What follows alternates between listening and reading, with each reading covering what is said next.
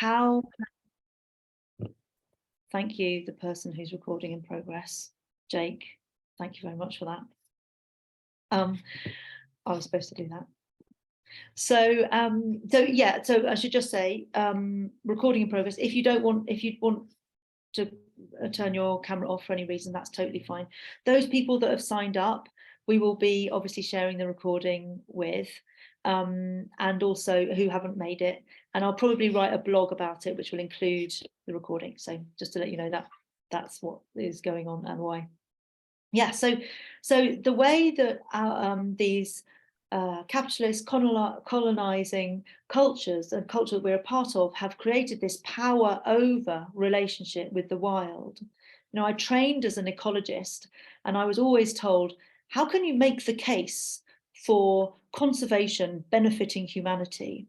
You know, that's what I was trained that I had to do 20 years ago. And this is about saying we're not making the case for the human in this.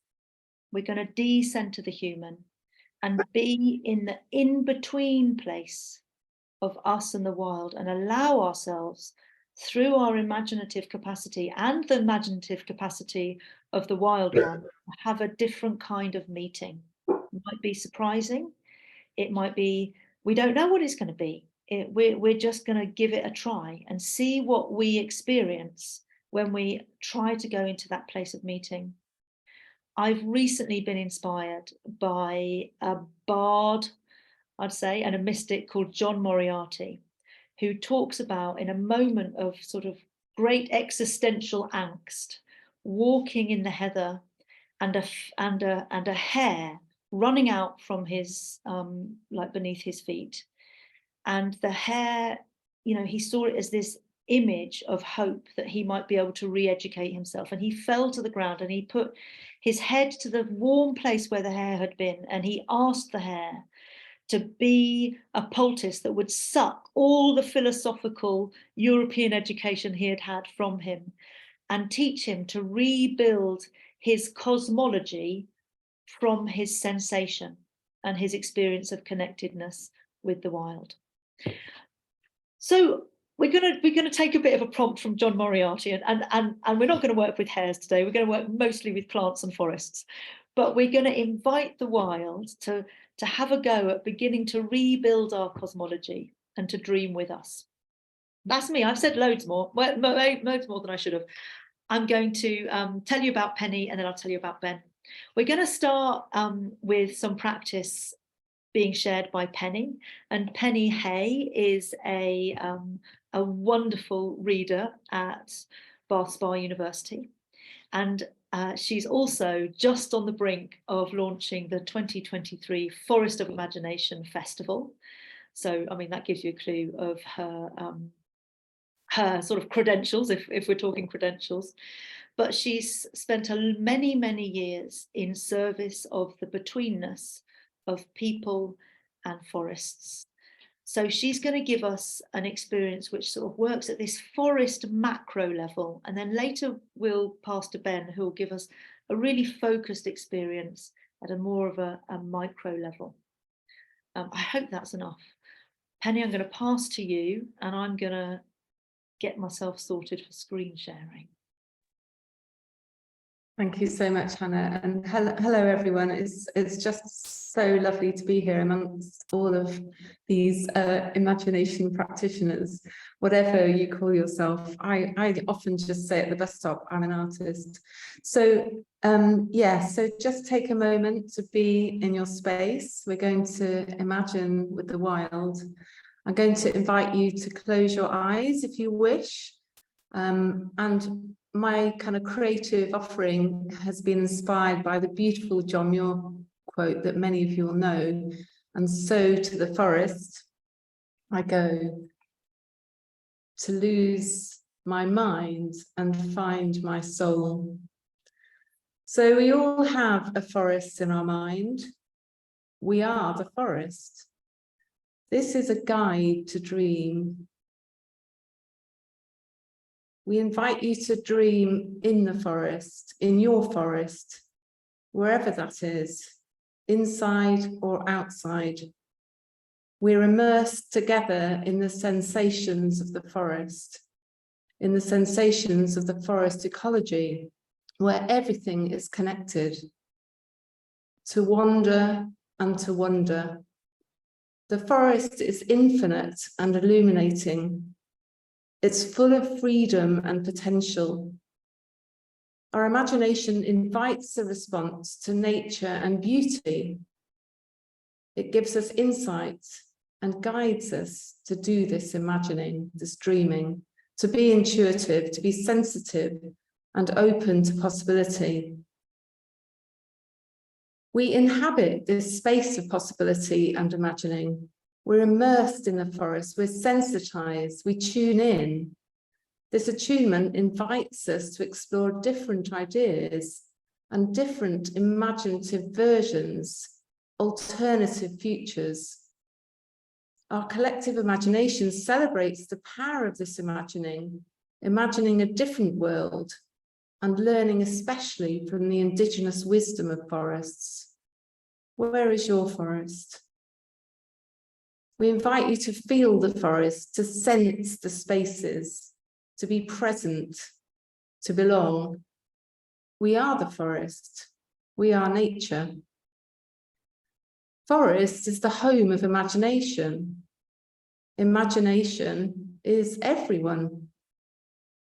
Let your imagination guide you into the forest, deep into the soil, into the mycelium network and the entangled fungal roots, soaring high up in the canopy, listening to the leaves rustle in the whispering trees, dive into the dewdrops of the soft bed of moss, bathe in the dappled light, feel the rain falling softly on the unfurling ferns, shoots reaching to the sky. And so deep inside your mind, imagining the forest. The forest is thinking. The forest is dreaming and singing. Everything is connected. Imagine the possibilities. Let's set our imagination free in the wilderness. Let our imaginations be wild, full of joy and full of love. Over to you, Hannah. Thank you.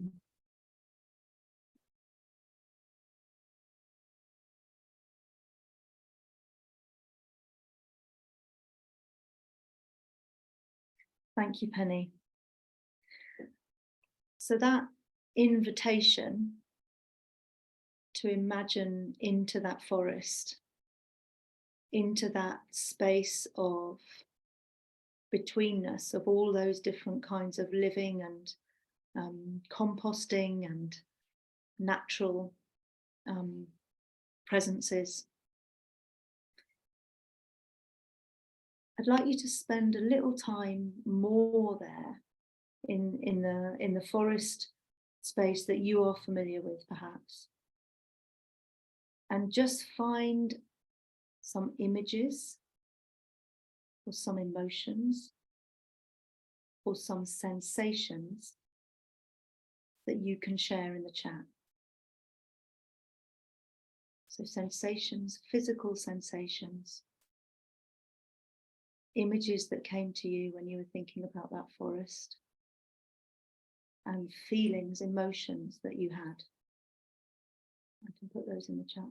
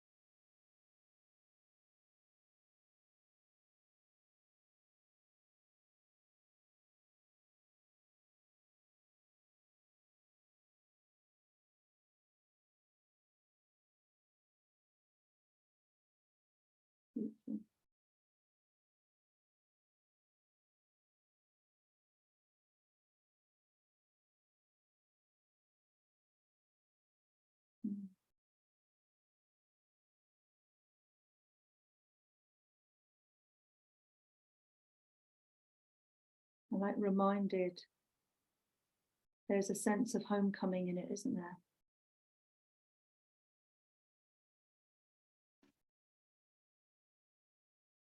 Remembered. That smell, yeah. I've actually still got a slight loss of smell from COVID, but I still remember that smell.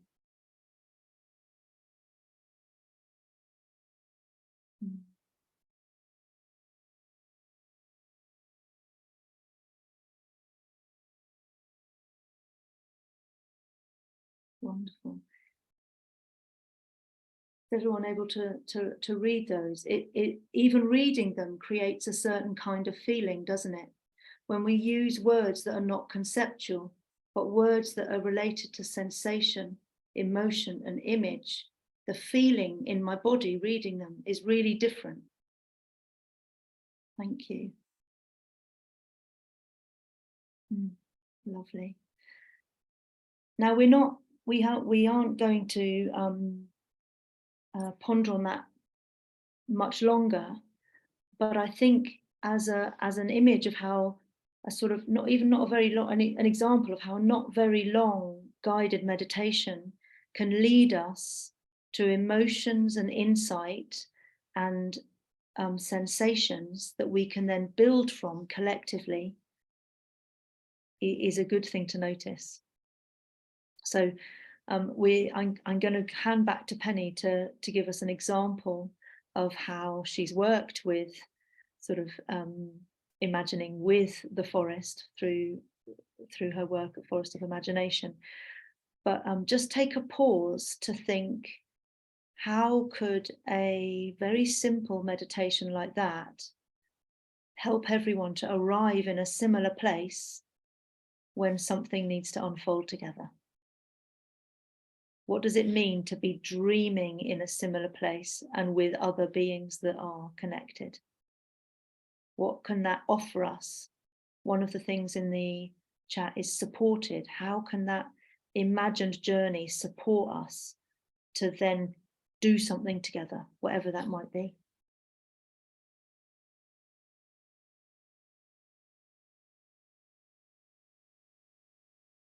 Okay. Penny, I'm going to share the screen again so you can tell us a bit about Forest of Imagination. Thanks, Hannah, and thanks everyone. I'm deeply grateful for your offerings in the chat, visual and written. I'm very interested in kind of multimodal responses, but I can tell you about that in a minute. But yes, some of you may know that in fact, I'm sitting in the assembly rooms at the moment, and Forest of Imagination opens on the 14th of June this year, so you're all welcome. But actually, Forest of Imagination is a metaphor. It creates spaces to imagine together in the human and more than human world. The forest is a wild place. It's a metaphorical retreat from the everyday urban world, the fast-paced world that we live in, but to share the innate creativity and imagination of our human nature. Our human nature. The forest is our partner in this. Together, we're sowing the seeds of possibility. We're growing ideas. One of the questions to the children this year is, if you were a tree, what would you be? If you could plant a tree to save the world, and that tree was you, what would you do? So Forest of Imagination is a genuine invitation for everyone to explore their creativity and imagination and the importance of nature in all of our lives, especially in response to the ecological emergency. And for me as an artist and an educator, to make these processes visible in the world, to make a real and lasting difference to children, to young people, to nature, but for everyone, for people and planet. To think on behalf of the planet, what kind of world can we co-design together, thinking on behalf of nature? So Forest of Imagination offers a reimagining every year of familiar spaces, in this case in the city of Bath, but forests can be anywhere across the world, and turning these spaces, imagining these spaces into fantastical worlds to inspire intuitive play and imaginative thought, and to heighten the sense of nature in the city, in the town, everywhere. Learning is everywhere. And forest is not just for children, it's for everyone. So Forest of Imagination is an opportunity to help both children and adults to think differently about the way we see nature, the way we are in nature every day, to imagine these new possibilities. It's a creative ecosystem for all of the arts, but also participation and our connectedness to nature. These spaces in an urban context are then reinvented to inspire this playful learning, unleashing our imagination and heightening our engagement with nature and the city environment in the public realm. So Forest of Imagination, importantly, shines a light on global forests and the capacity of forests to inspire creativity and imagination in everyone. So just to close then, and it might be good to then open this back to Hannah to take the baton, but to think about Forest of Imagination as a message of hope, for hopeful futures, for children's rights and their future. Together we can imagine a world that's greener and fairer, creating time and space to imagine things being different. Thank you. Thank you, Penny.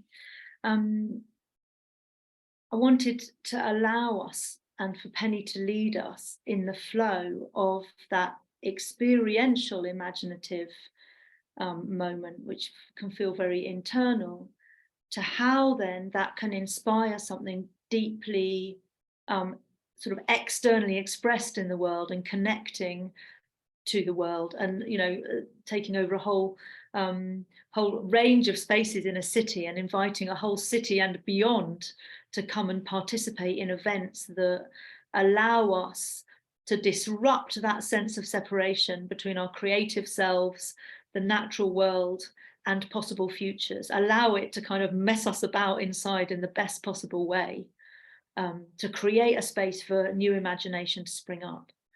So thank you, Penny. I just we will come back to thinking about other examples of how we can use this kind of work, but the flow between those two is really insightful. Now, I have to do a slight bit of supporting the wild now, which is that the dog that I'm dog sitting is sort of whining at the door to be let in and sit beside me. So I'm going to have to go and let him in. I know you won't mind. My invitation to everyone was really genuine. You must come to Bath, and if you would like a Forest of Imagination in your context, let me know. We're now in our 10th year, and I think it's a forever project.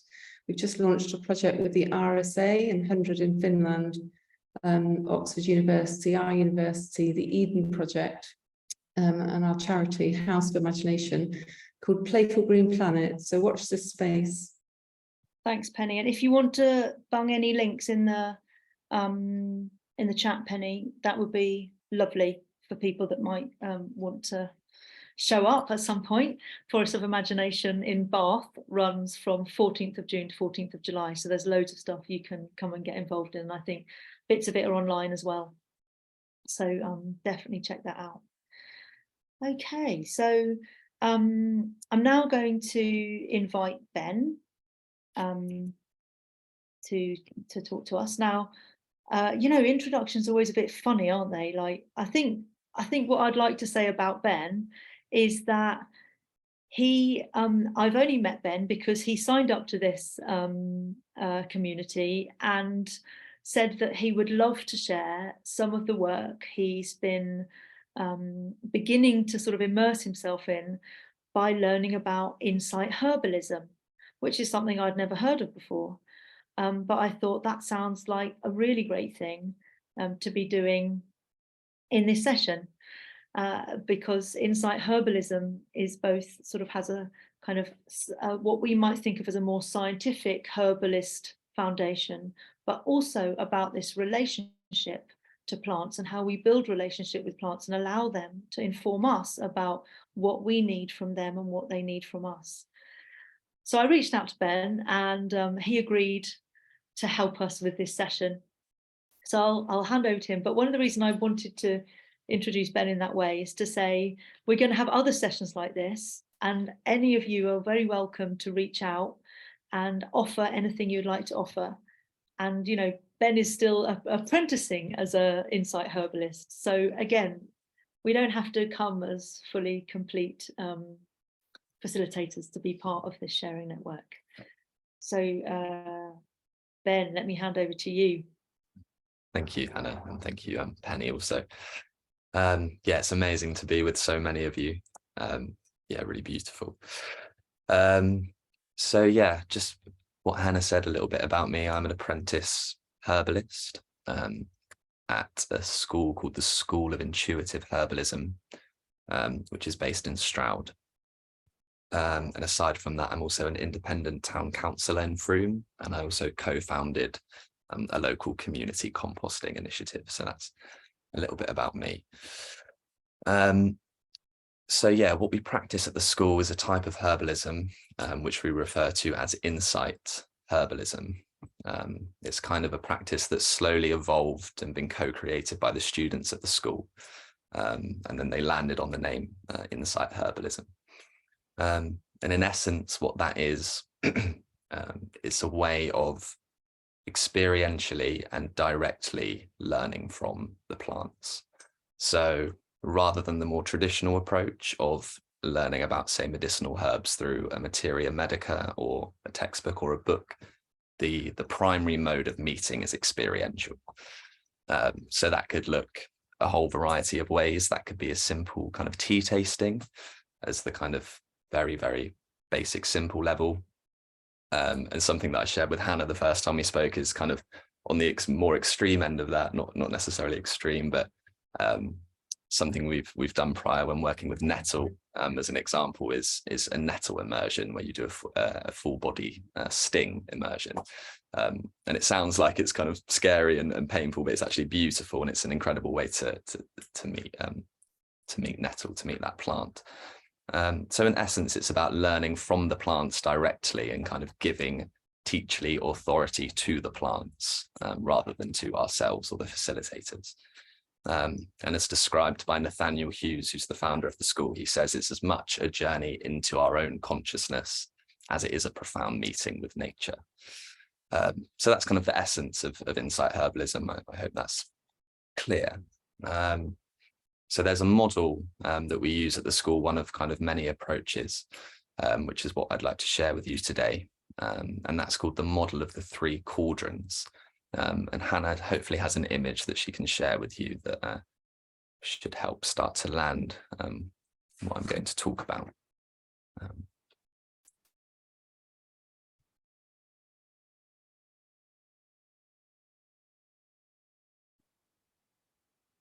Yeah, there it is.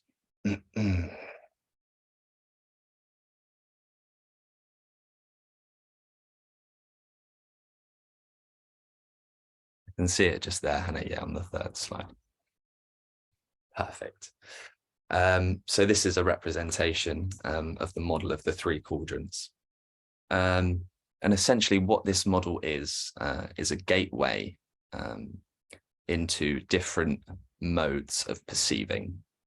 So we just started to tap into it a moment ago when we were talking about sensation, emotion, and image. So essentially this model, we have the lower cauldron, so that's the one at the bottom there with the trees.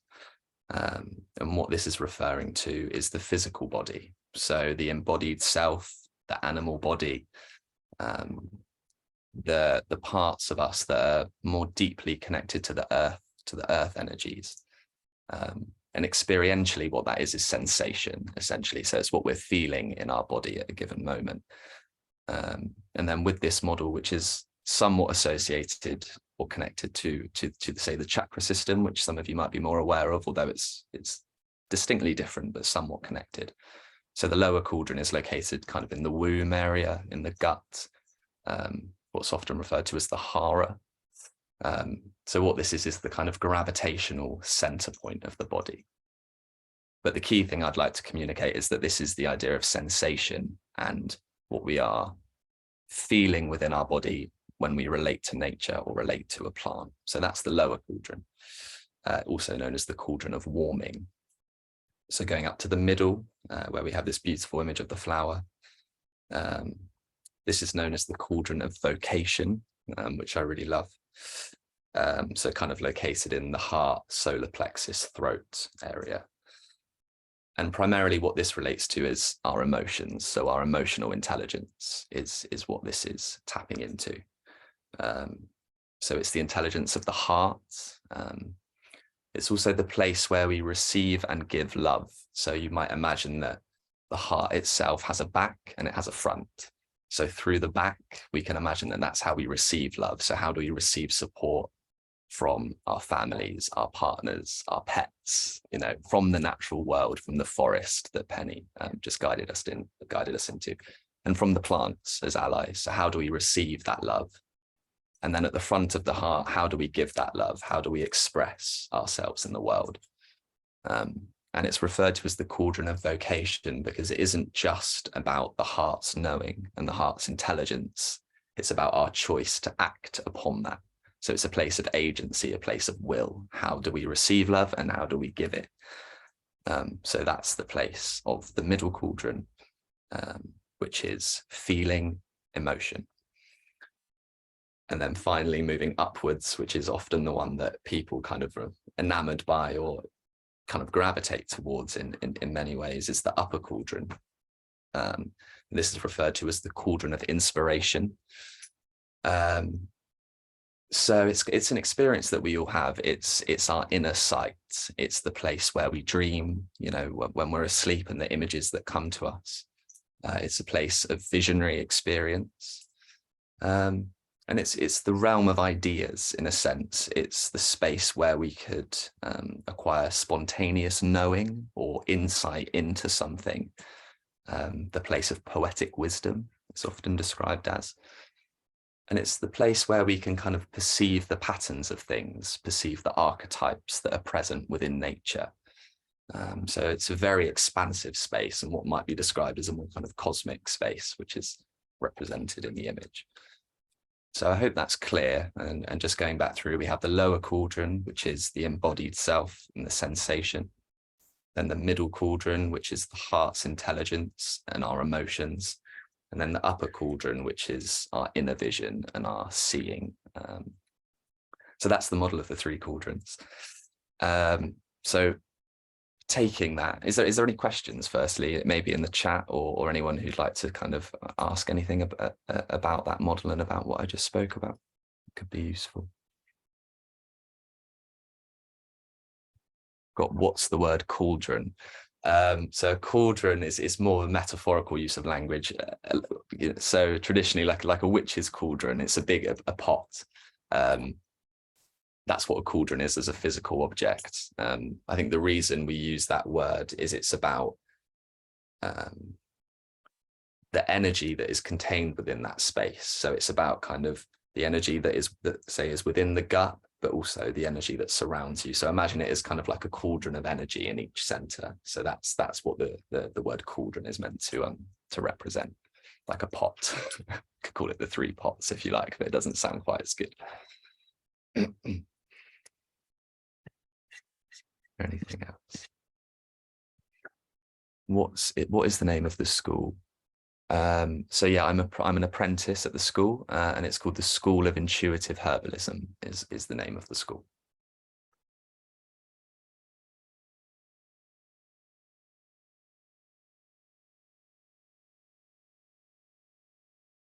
Do we have your permission to say? Of course, absolutely. Yeah, thank you, Uday. Lovely to see you, Uday, as well. We met on the last chat, and thank you for that image of the cauldron. There we are. Beautiful. Thank you for those questions, and yeah, lovely to see you here, Uday, as well. We met last time. So one more question. Is there a flow or journey between the cauldron experiences? Does one inform the other? That's a really good question. Yeah, thank you. So I think the essence of that is what this model helps us to do is to discern between these three types of perception and intelligence that move between us. But ultimately they are interconnected, and it's one system that, yes, they all inform one another, and they're all connected. So ultimately they're not separate things, but using this model allows us to kind of refine and focus on each of those given types of perception.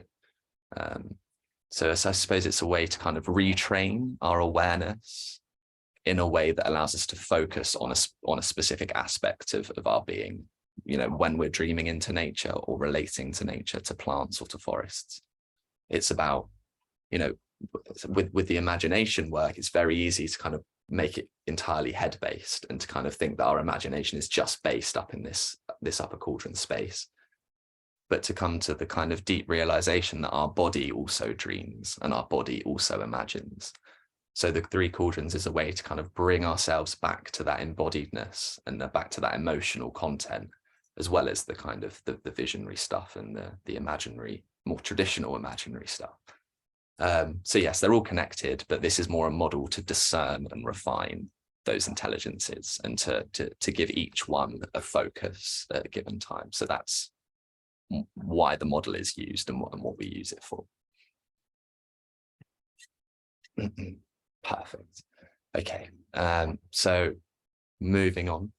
What we're going to do next, and please feel free to jump in at any point, Hannah, is to take this model that I've just spoken about, and we're going to step away from the computers for 10 minutes or so, and somewhere in your house or somewhere in a garden, what we would like you to do is to go outside and to find a plant to work with. So this process is about very much tapping into your intuitive intelligence and also having an awareness of these three cauldrons that we just spoke about. So I very much invite you to kind of move between the three and spend, a minute focusing on the lower, a minute on the middle, a minute on the upper, say, and kind of move them. And what we're looking for is for you to try and find the plant that is speaking to you. So rather than power over and be like, I would like this plant, and it's kind of just a slightly different approach and being like, what plant is speaking to me and what plant would like to work with me. So don't overthink it. It's not a big deal, but what we're inviting you is to, step away, find a plant, drop into those three modes of perception that we've been speaking about, and then to bring that plant back to the computer, and then from there we'll continue. If Hannah, you'd like to jump in and say a few bits to add to that, that would be perfect. That's right, Ben. So one little question for you, Ben. Is it okay if it's a part of a plant, like if it's a leaf or even a stick or even a tea bag? Yeah, anything, absolutely anything. And you don't even need to know what it is. It's not a prerequisite to know the plant. It's just find something that speaks to you in whatever form, as Hannah had said, a stick, a tea bag, a leaf. Bring it back, and that's fine. And if you really don't have access to anything for whatever reason, it's also fine to dream into an experience that you've had previously. So a plant that you've worked with before, it could be a chamomile tea that you drink, anything. So if you can't find a physical plant, come to an experience that you've had previously and you can dream into it. But what ideally we're looking for is for you to connect physically with a plant, let it speak to you, ask it if you can pick some, it will say yes, and then bring it back. Thanks, Ben. Okay, so ask if you can pick some, and what you can pick before you pick. And then we're going to work with the question when we get back. I've put it in the chat, but we will explore that when we get back. So releasing you now for a few mo's to go and find a plant or a part of a plant or a tea bag. See you in just a few mo's.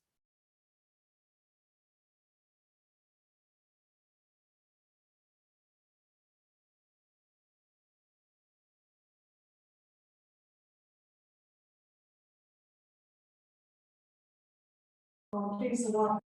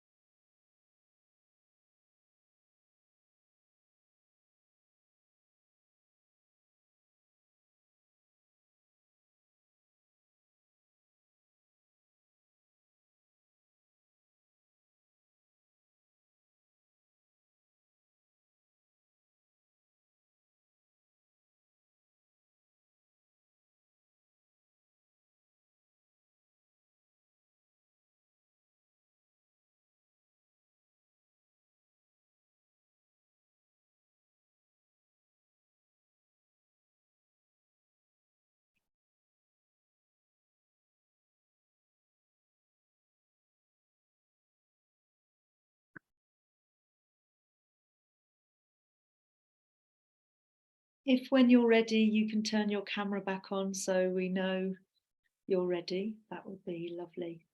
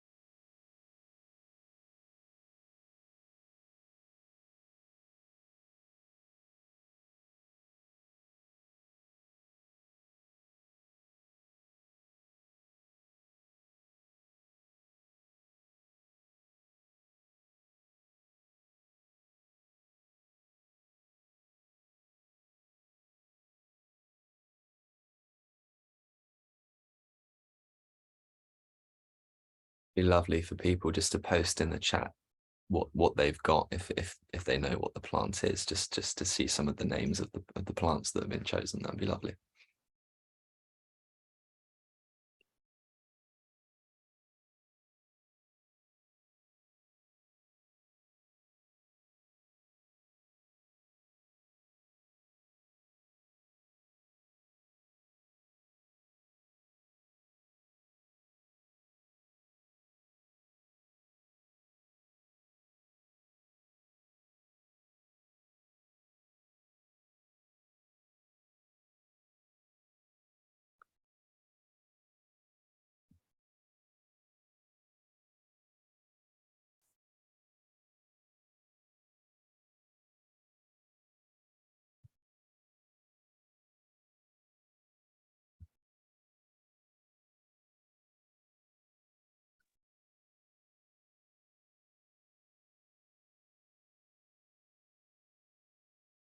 Yeah, lovely.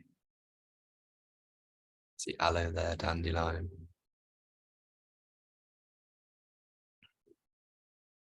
Coffee.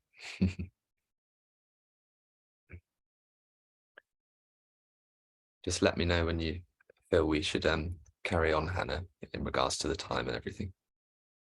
Yeah, I think we should start now, Ben. Yeah.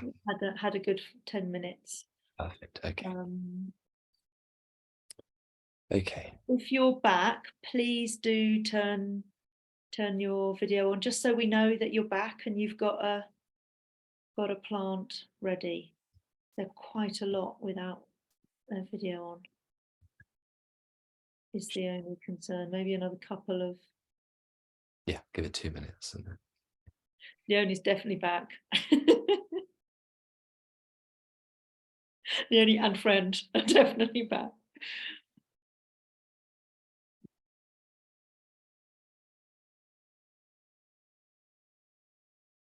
I wish we had, like, you know, a dongy bell that would reach everyone.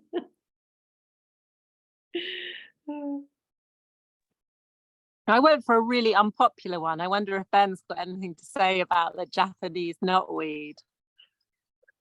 I have no problem with Japanese knotweed. Yay! Can you tell us a bit from another point of view while we're waiting? 1 more minute. Say again, sorry. Well, yeah, no, I'd love to hear what you'd have to say in defense of this little plant that gets such a bad press. While we're waiting, just the last 30 seconds before people come. I can't say I've ever really worked with Japanese knotweed, but often the plants that kind of have those challenging reputations can be really powerful to work with. They can, you know, it's very easy to go for the primroses and the roses and the kind of lighter plants, but sometimes working with those knottier, more difficult ones can be really powerful. So yeah, I very much welcome it, but I can't say I've ever worked with it myself. So yeah.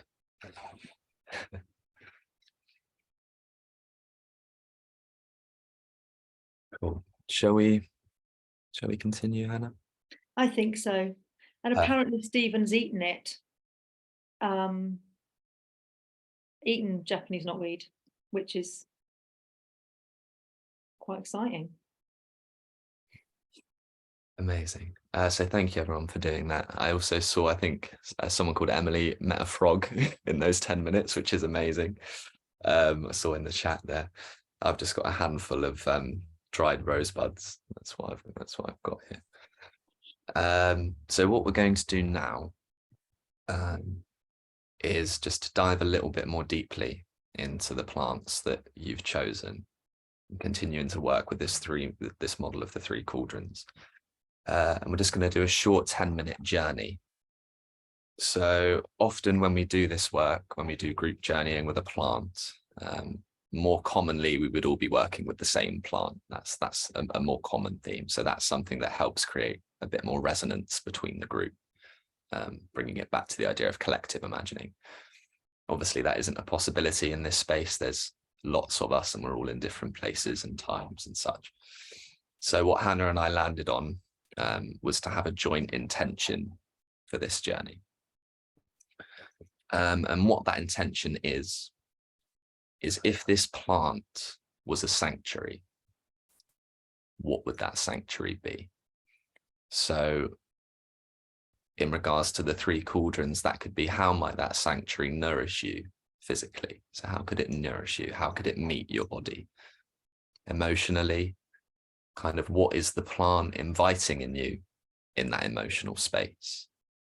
How might it hold those emotions? Could it be an ally for grief or for joy or for anger?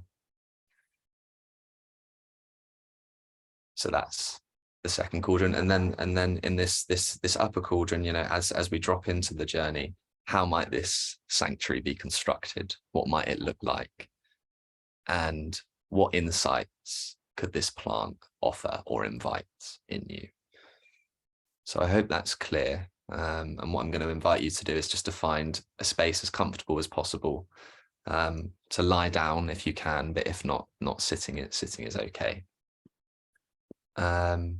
And I'll very, very gently guide this, but I won't say much. So what I would invite you to do is just to drop into a real parasympathetic, restful space.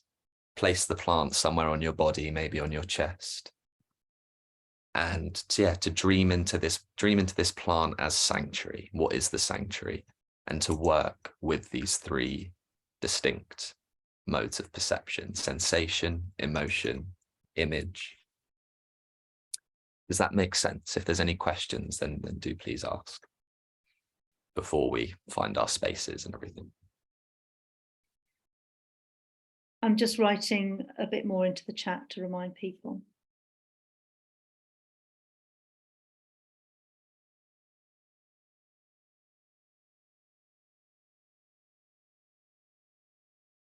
Perfect, good. Don't think there's any questions coming through. So yeah, find a space as comfortable as possible, lie down, maybe turn the brightness down on your laptop or computer or something along those lines. And just, yeah, drop into a comfortable position. Close your eyes, all that jazz.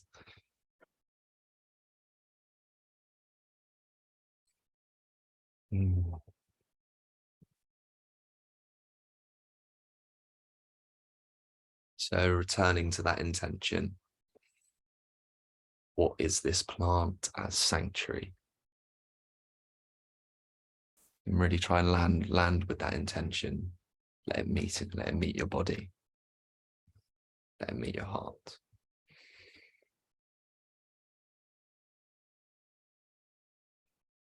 I'd say just start with just elongating the breath. Excuse any sounds in the background. It's a road. Yeah, some deep breaths. In through the nose, out through the mouth.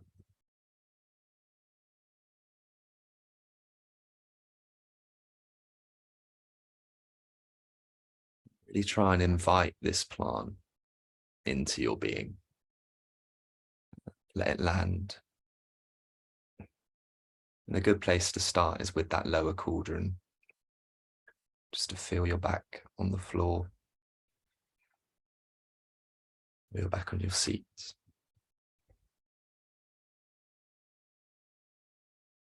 What are you experiencing?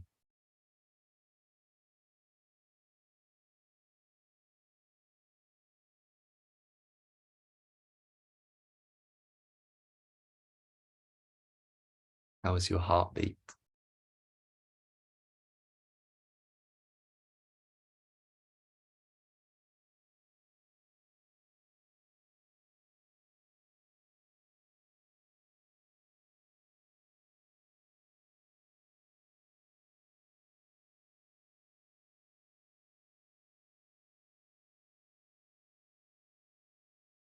Just dropping, dropping, dropping into that deep, restful, parasympathetic state.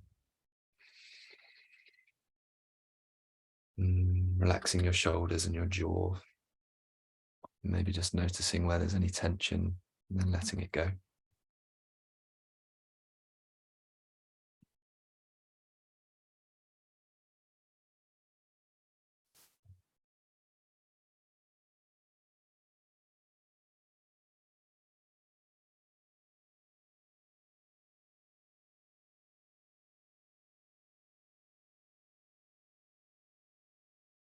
And then now I just invite you to move to that second cauldron and to notice the emotional quality of the space that you're in.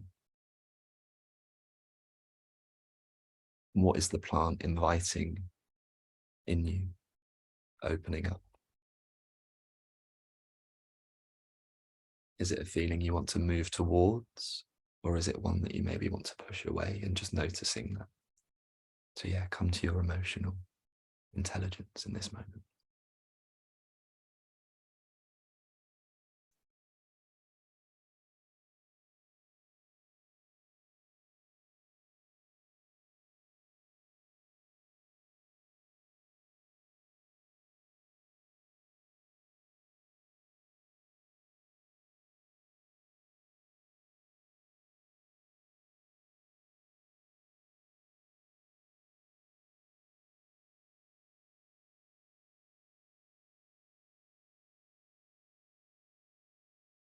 Mm.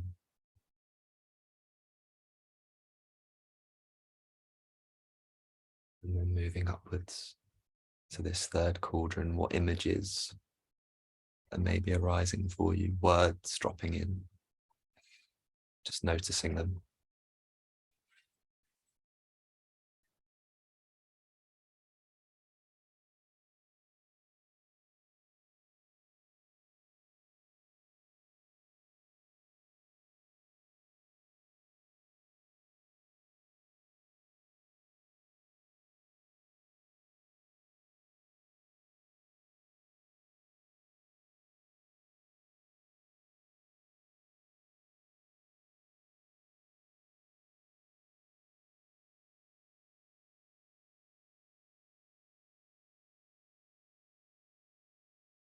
If you feel pulled into your thoughts, just come back to the body, come back to that lower cauldron. Feel your back on the floor.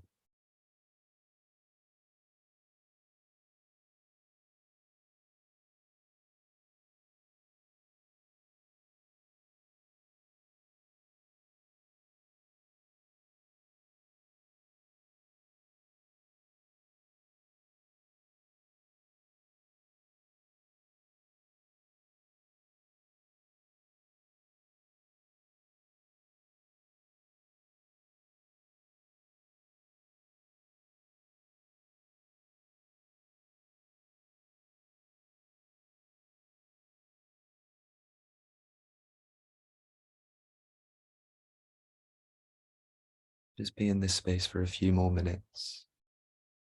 Try and let yourself drop.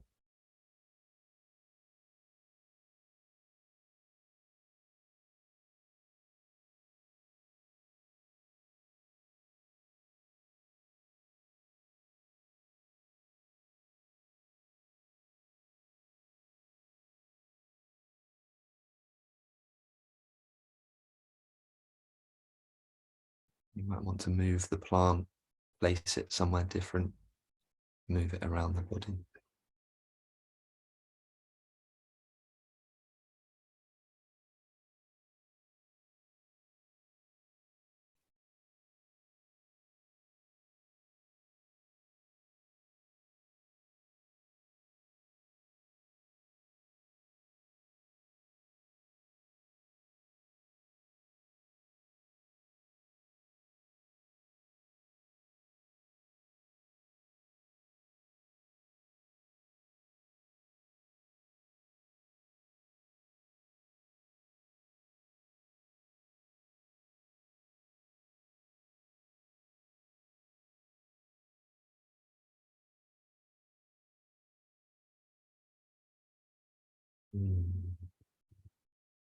Okay. And just very, very slowly, when you're ready, bring yourself out of this space just with some deep, slow breaths.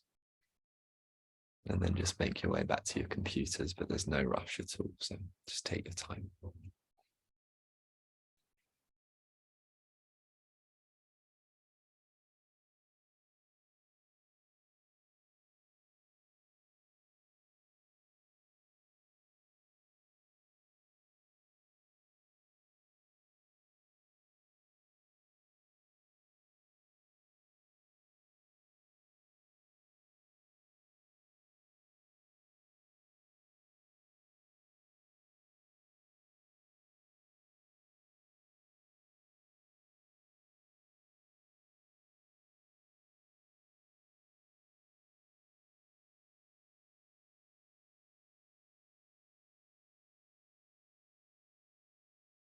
Amazing.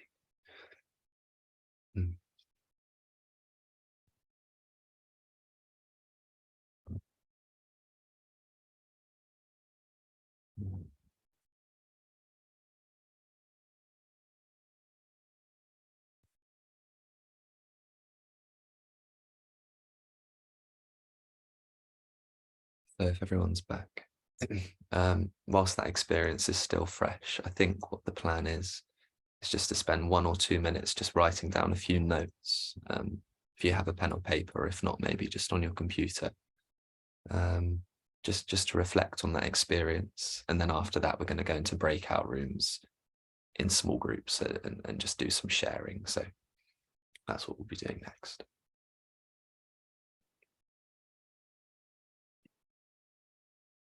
And if there's any questions or thoughts in the chat, then do share them.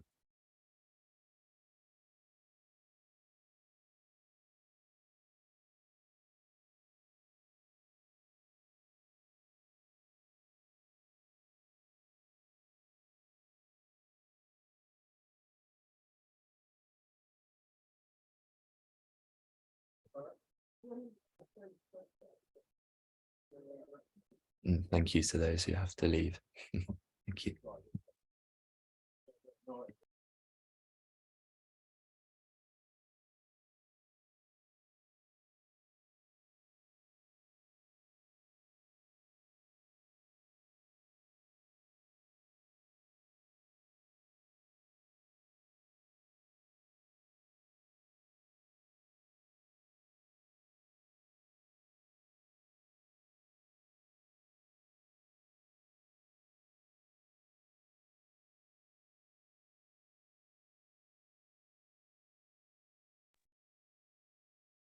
Do feel free to step in, Hannah, and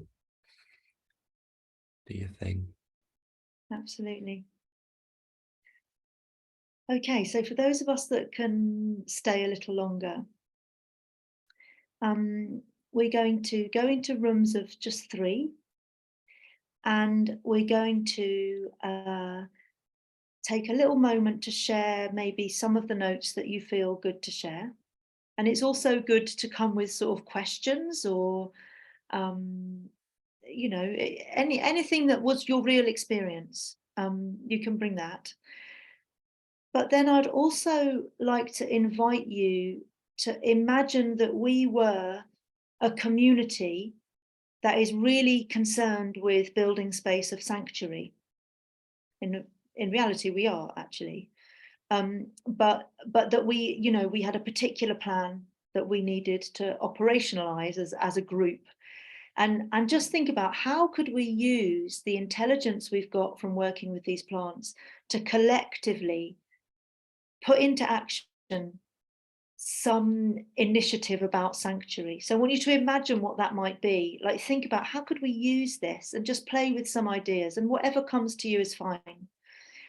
So a bit of sharing about your experience, and then thinking, we're stepping back a bit and thinking, if we were the three in our breakout room trying to create a sanctuary for a particular, or an experience of sanctuary for a particular moment or community, how could we use this? Is that clear? Cool. All right.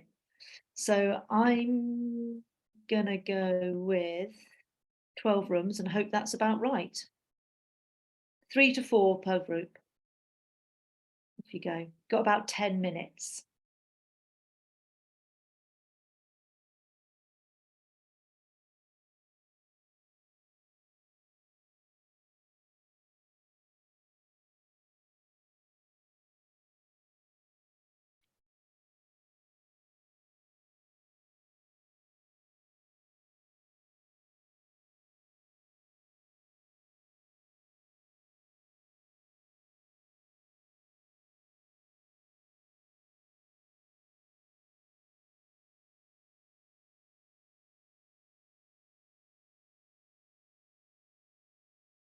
Welcome to join a room if you'd like to, Jake.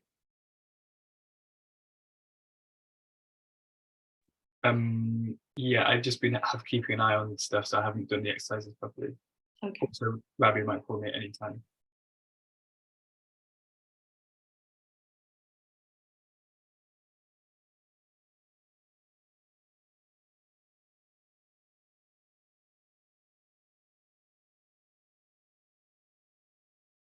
And then there were 2. Oh, it's really good, Hannah. Yeah. Yeah, I just good paused it for lovely. The breakout room didn't close automatically, Hannah. I don't know if that was the case for everyone, but That's right. It's going to close in a few seconds. Cool. Yeah. I left it just a little bit longer. Okay, so everybody should be coming back now. Wonderful.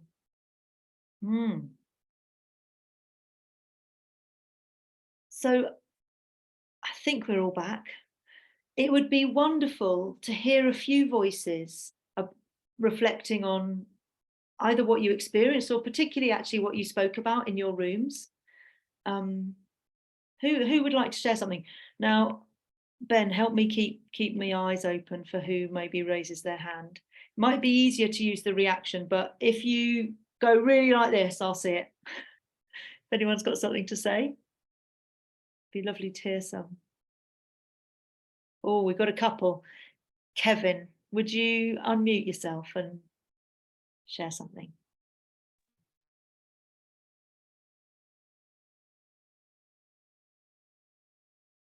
Oh, Kevin's.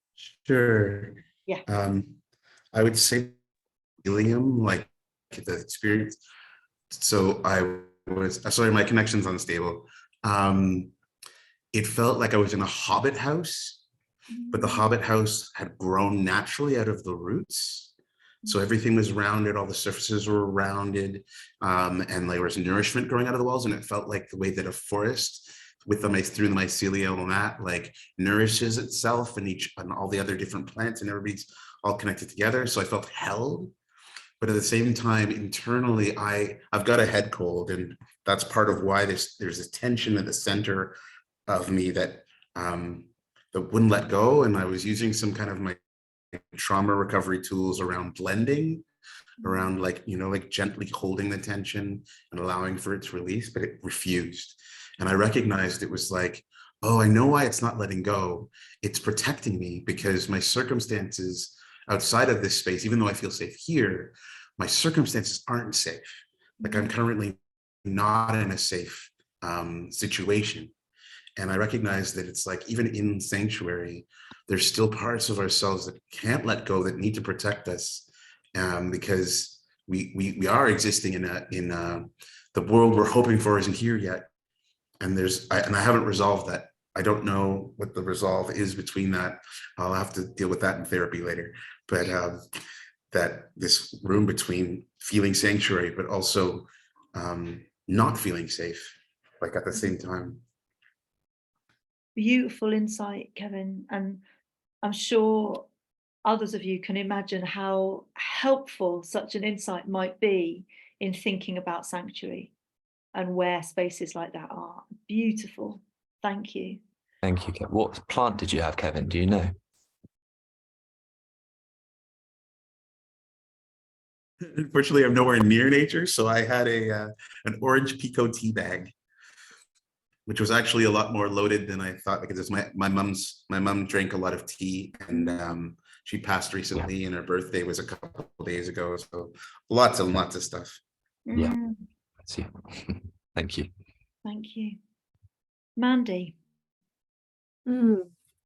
Yeah, I think what I wanted to share from our group was something that Jane kind of captured in terms of like what kind of sanctuary.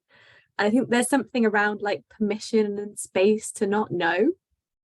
So like we were all feeling that we might be experiencing something, but we weren't sure if it was right or correct or real or imaginary. But like that somehow that space for not knowing is kind of quite powerful in itself. If that makes any sense. It takes the power away from you, and you're held in a way by that not knowing. Yeah, thank you. It makes perfect sense. That's the work of Insight Herbalism, really, is stepping into that mystery, just continually stepping into the unknown and hoping that it unfolds in front of you, basically. So yeah, thank you. Andrea? Yeah, I wanted to share something we were talking in the group about, because we all had similar feelings of like also not knowing also what the plant is, or like how to relate to the plant. And we were talking about, or I had this reflection on how when you know a plant, you have a use for it, then you recognize it, and then like you should recognize all plants equally instead of only the ones you know or that you can have a use for. Or yeah, I don't know if I'm making sense, but like recognizing something and then for having a value or something like that, and how we need to step away from that when being more intuitive, and that can be quite hard. So yeah, I guess I just wanted to share that with the group. Yeah, thank you. Yeah, no, it's an incredibly important insight, really. And I think sometimes with this approach to plant work, it can be more powerful when you don't know what the plant is, because when you do, you kind of come with your expectations and your models, and this is good for this. But if you don't know what it is, it's just that meeting, just that experience of it. So yeah.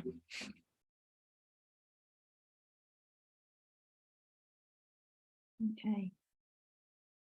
Thank you, everybody. And you know, I suppose this is an experimental space. If anyone wants to kind of offer any feedback about how today has been, and you know, we're learning how to do this as facilitators, and how to create a space that is nourishing. So I don't think we've got sort of time now for that, but if you want to email me with a bit of feedback, you know, please feel free. I think you probably all got my email, but we're learning as we go how to meet in this way. Yeah, so I want to sort of draw us to a close. I hope that you've got some ideas about how you might grow your own relationships with the wild, but also how you might bring that into collective spaces and use it to explore collective questions. The next time we have a seed swap session like this, In fact, Bethany, are you still here? I think Bethany probably. I am still here. You are. So Bethany's going to be leading it, and I will hand over to her in just a sec. And what we've done today is really try and experience some practice, okay? But next time, there might be a bit of practice, Bethany, we haven't yet planned it. We might do a little bit of imagining together, but mostly we're going to be hearing from Bethany about repeat, which is an approach. It's a project, it's an organisation that uses imagination to think about peatland conservation and to activate peatland conservation. So I wanted, I did actually initially invite Bethany to join this session, and I thought, no, let's have a whole session just about this piece of work, because it's really deep and there's lots to be said about it. And it's a really juicy example of the use of imagination, in active use of imagination practice in a conservation space. So I'm going to just hand over to Bethany briefly to talk a bit about that, and I'm going to pop the Eventbrite link in the chat. But for the next one, it's on the 21st of June. But of course, I'll be emailing you all with it anyway. But if you're the kind of person that I am, you need to sign up, or it just pings out your head. So I'm gonna stick that in. But over to you, Bethany, just to say just a little bit about repeat and yeah, what you might be sharing next time. And it's just 1 hour next time. Yeah, so maybe I'll just share a little bit how we came to linking peatlands and imagination, which is essentially, I hope that everybody knows about peatlands, but it's basically a form of wetland, also known by bogs, moors, mires. And they've kind of historically or in the mainstream been positioned as wastelands, as kind of undesirable or unproductive spaces. And we can see kind of the results of that and how destructed and how many peatlands we've lost over the past centuries, and even more kind of rapidly over the past decades. And that's for various causes, for kind of land use change, exploitation, extraction. And as we kind of started this work around how can we restore, maintain, protect, work with peatlands, we came to this question of, well, they're really positioned in this way that makes it difficult to do this restoration and protection work. So kind of the root cause of this narrative where they're unproductive and undesirable, so let's change them, degrade them, use them in different ways. So we started thinking, okay, well, we need to imagine peatlands differently then. And through that process of trying to imagine peatlands differently, we realized that actually peatlands can serve in a lot of ways to ignite and inspire our imagination, just through their being as being kind of liminal spaces, not quite water, not quite land. And so we kind of came to this point of having this loop of, well, peatlands help our imagination and imagination helps peatlands. That would be a little bit what we delve into in the session, is kind of how is this loop being? How can we kind of use peatlands to explore new parts of our imagination, and how can we use those lessons to apply to other natural phenomena or other kind of, I don't know, beings. So yeah, that would be it. And I think it would be a bit of a talk and a bit of some exercises and things like that, and discussion as well. Yeah, I hope you can come. Thank you, Bethany. And I'll be messaging everyone about that. So thank you for all your time and your generosity and your willingness to participate. You'll be hearing from us, as always, over the next few weeks with what's coming up with the community in general. And yeah, thank you, Ben and Penny, who's actually had to go, but thank you, Ben, for sharing your great wisdom. See you all next time.